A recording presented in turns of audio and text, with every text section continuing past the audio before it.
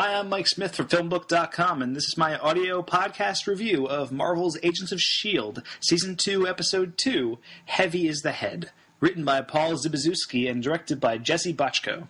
It's nice to see Agents of S.H.I.E.L.D. settling into being a better, more improved show. Heavy is the Head continues the solid, confident tone established in last week's season premiere. We pick up right where we left off, with Hartley and Idaho dead after Crusher Creel's attack, with Lance Hunter being the only survivor. More than anything else, this episode served as a real introduction for both Hunter and Mac, and I gotta say, I really like them. Hunter and Mac bring an added sense of charisma and personality to a show that was often lacking those qualities last season, and their inclusion on the team is helping the show out tremendously.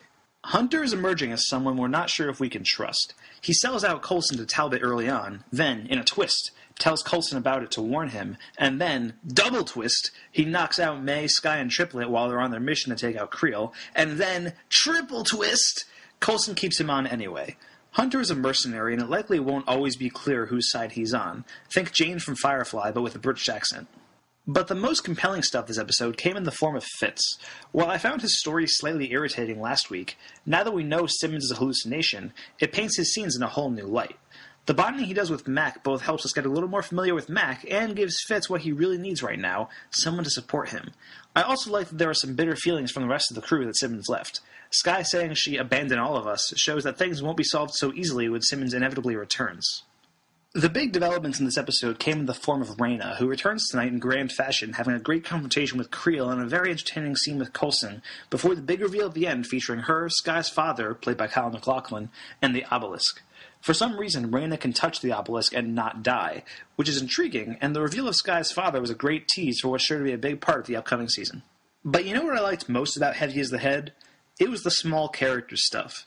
The stuff like Faux Simmons being attracted to Mac, the joke Skye has about Creel being able to change any part of his body, Coulson not being great at yoga.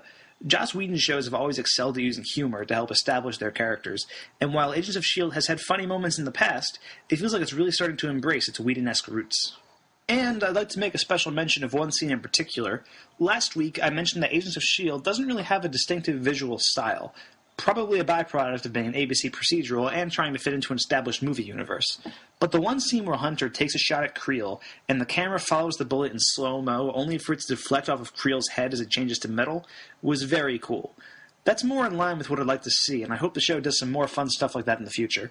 Finally, the post-credits scene this week was more of a fun one than an ominous one. Coulson and Talbot have a standoff where Coulson gives the military Creel in exchange for getting off their backs. While I'm sure Talbot will still be a nuisance in the future, the scene of Coulson revealing his cloaked ships was very funny and a nice capper to the episode. Anyway, that does it for me. Thank you for listening to the Agents of S.H.I.E.L.D. podcast. I'm Mike Smith. If you're listening to this review on YouTube or Daily Motion, please subscribe to our channel, like, and comment in the video below. If you're listening to this review via our podcast on iTunes, please subscribe to our podcast, rate it, and take a moment to give us a review. For more of my thoughts on Agents of S.H.I.E.L.D. and other films and TV shows, check out my work at FilmBook.com or follow me on Twitter at twitter.com/msmithfilmblog. Hope to see you soon, true believers.